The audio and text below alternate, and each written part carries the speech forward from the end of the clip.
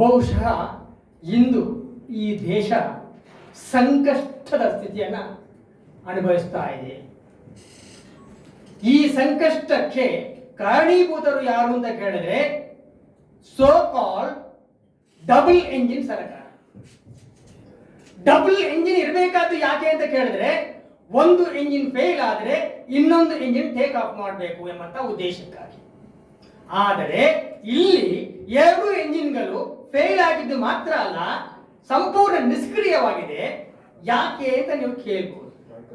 ಬಂಧುಗಳೇ, ಇಂದು ರಾಜ್ಯದಲ್ಲಿ ಕೊರೋನಾ ಕೇಕೆ ಹಾಕ್ತಾ ಇದೆ. ನಾವು 25 ಸಂಸದರನ್ನು ಆರಿಸಿ ಕಳಿಸಿದ್ದೇವೆ. ಯಾಕೆ ಕಳಿಸಿದ್ದು ಸ್ವಾಮಿ? ನೀವು ಬಾಯಿ ಮುಚ್ಚಲ್ಲಿ ಕೂತ್ಕೊಳ್ಳುವುದಂತಾದ್ರೆ ನಿಮ್ಮ ಅವಶ್ಯಕತೆ ಏನಿದೆ ಈ ದೇಶಕ್ಕೆ, ಈ ರಾಜ್ಯಕ್ಕೆ ಏನು ಅವಶ್ಯಕತೆ ಇದೆ ಎಂಬಂತಹ ವಿಚಾರವನ್ನು ನಾವು ಇಲ್ಲಿ ಪ್ರಸ್ತುತ ಮಾಡಬೇಕಾಗುತ್ತದೆ.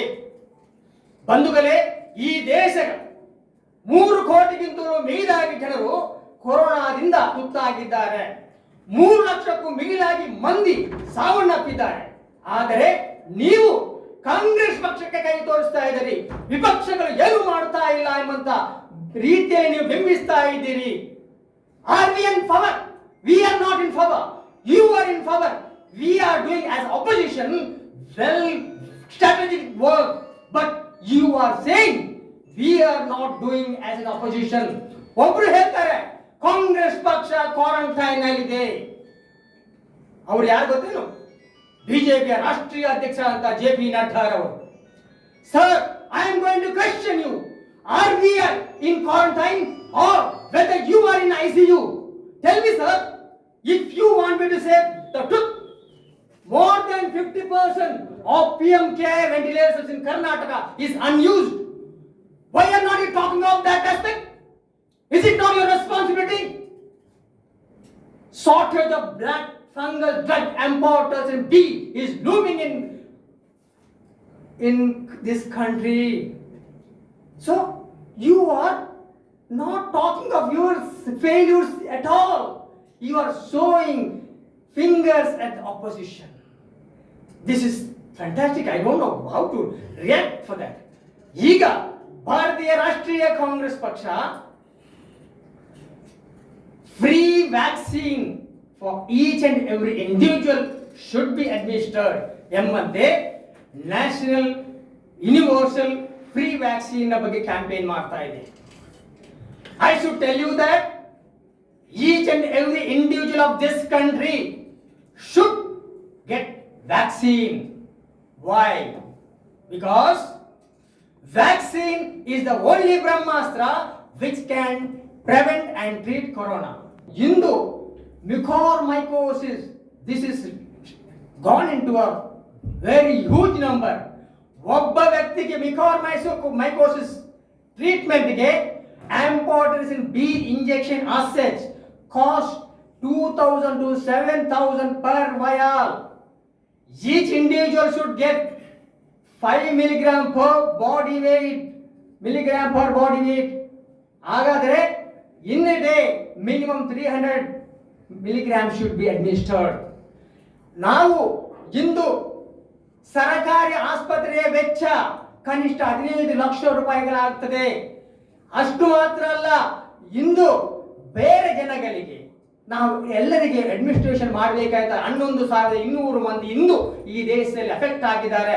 ದಟ್ ಮೀನ್ಸ್ 29 ಲಕ್ಷ ರಷ್ಟು amphotericin B injection is required for the time being. So ನಾನು ಕೇಂದ್ರ ಸರ್ಕಾರವನ್ನು ಕೇಳ್ತಾ ಇದ್ದೇನೆ, JP ನಡ್ಡಾ ಅವರನ್ನು ಕೇಳ್ತಾ ಇದ್ದೇನೆ, are we are in quarantine R whether you are in ICU, you should answer the people of India ಎಂಬಂತ ಸಂದೇಶ ನಾನಿಲ್ಲಿ ಹೇಳಲಿಕ್ಕೆ ಇಷ್ಟಪಡ್ತಾ ಇದ್ದೇನೆ. ಬಂಧುಗಳೇ, vaccine is a must for the poorest of the poor. ಯಾಕೆ ಅಂತ ನೀವು ಕೇಳಬಹುದು. ಇಂದಿನ ಪರಿಸ್ಥಿತಿ ಏನಾಗಿದೆ ಅಂತ ಕೇಳಿದ್ರೆ, ಬಡ ಜನರಿಗೆ ಉದ್ಯೋಗ ಇಲ್ಲ. Millions of people lost their job. Auto rickshaw, car drivers, bus drivers ಎಲ್ಲ ಜನಸಾಮಾನ್ಯರು ಇಂದು ಉದ್ಯೋಗವನ್ನು ಕಳೆದುಕೊಂಡಿದ್ದಾರೆ. ಆದ್ದರಿಂದ ಅಂತವರಿಗೆ unless you give free vaccine, this corona cannot be controlled. Because to get herd immunity, remember, herd immunity, to get that minimum 70% should be vaccinated. Remember this point. 70% of this country should be vaccinated. Out of 138 crore people, right now we have vaccinated just 20 crore. ಅದರಲ್ಲೂ ಕೆಲವರಿಗೆ first dose, ಕೆಲವರಿಗೆ second dose. That means ಈ on an average 6.5 ಕೋಟಿ ಜನರಿಗೆ ಮಾತ್ರ vaccination ಆಗಿದೆ. ಆದರೆ ನಾವು ಅದರ ಅರ್ಥ ಏನು ಅಂತ ಕೇಳಿದ್ರೆ, ನಾವು ಈ ದೇಶದಲ್ಲಿ ಸಂಕಷ್ಟಮಯವಾದಂತಹ ಸ್ಥಿತಿಯನ್ನು ಅನುಭವಿಸ್ತಾ ಇದ್ದೇವೆ ಬಂಧುಗಳೇ. ಇನ್ನು ಈಗ ವ್ಯಾಕ್ಸಿನ್ ಶಾರ್ಟೇಜ್ ಇದೆ. ಆ ಕಾರಣದಿಂದ PSCಗಳಲ್ಲಿ ಜನಸ್ತೋಮ ಹರಿಯುತ್ತಾ ಇದೆ. ಈಗ ಈ PSCಗಳು it has become a corona hubbing center because of crowds. Whatever lockdown you are implemented, it is not proper. That time has become a corona spreading time because 6 to 9 people crowded in that areas, thereby spreading the corona much more.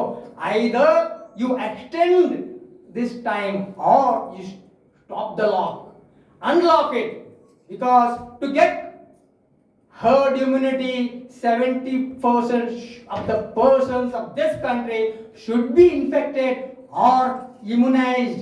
This should be understood by the government of India.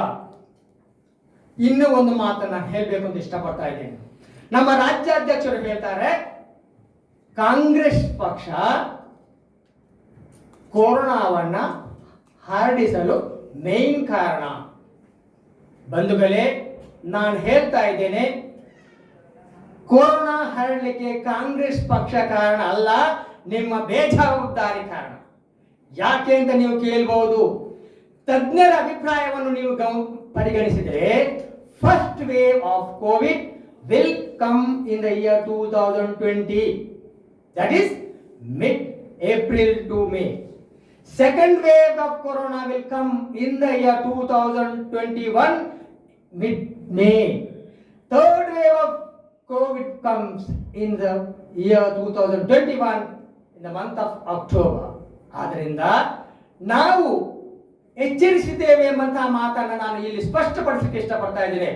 Rahul Gandhi ಅವರು so-called ಈ ದೇಶದ ಪ್ರಥಮ case ಜನವರಿ 30, 2020ರಲ್ಲಿ ಬಂದಾಗ ಅವರು ಹೇಳಿದರು, ಈ ದೇಶಕ್ಕೆ ಗಂಡಾಂತರ ಕಾದಿದೆ. ಬಿಕಾಸ್ ಇಟಲಿಯಲ್ಲಿ ಆ ಸಂದರ್ಭದಲ್ಲಿ ಕೊರೋನಾ ಕೇಕೆ ಹಾಕ್ತಾ ಇತ್ತು, ಮರಣ ಮೃದಂಗವನ್ನು ಹಾಡ್ತಾ ಇತ್ತು. ಆದರೆ ರಾಹುಲ್ ಗಾಂಧಿಯವರ ಮಾತನ್ನು ನೀವು ಅಲ್ಲಗಳೆದಿರಿ. ಈ ದೇಶ ಸಶಕ್ತವಾಗಿದೆ, ಕೊರೋನಾವನ್ನು ಮೆಟ್ಟಿ ಹಾಕಲು ಎಂದು ಹೇಳಿದಿರಿ.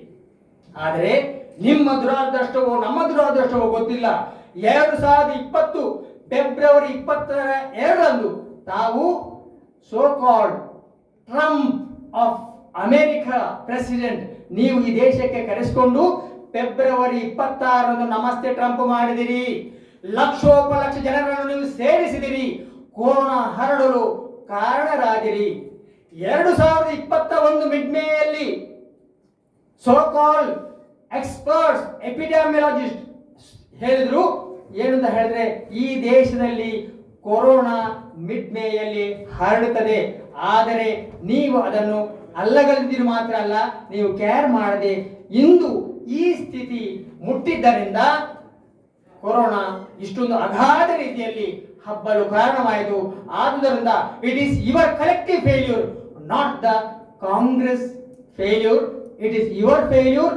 Please vaccine each and individual of this country because it is their right ಎಂದು ಹೇಳುತ್ತಾ ಅವಕಾಶಕ್ಕಾಗಿ ನಾನು ಧನ್ಯವಾದವನ್ನು ಸಮರ್ಪಿಸುತ್ತಾ ಒಂದು ಮಾತನ್ನು ಇಲ್ಲಿ word of caution.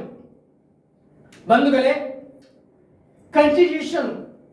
Constitution is bound to give fundamental rights of each and every individual of this country. That is education, health, food security and shelter.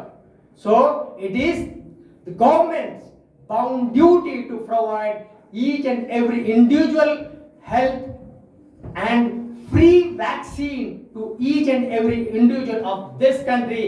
Ye mera मन की बात है ಎಂದು ಹೇಳುತ್ತಾ ನನ್ನ ಮಾತನ್ನ ಕೊನೆಗೊಳಿಸುತ್ತೇನೆ.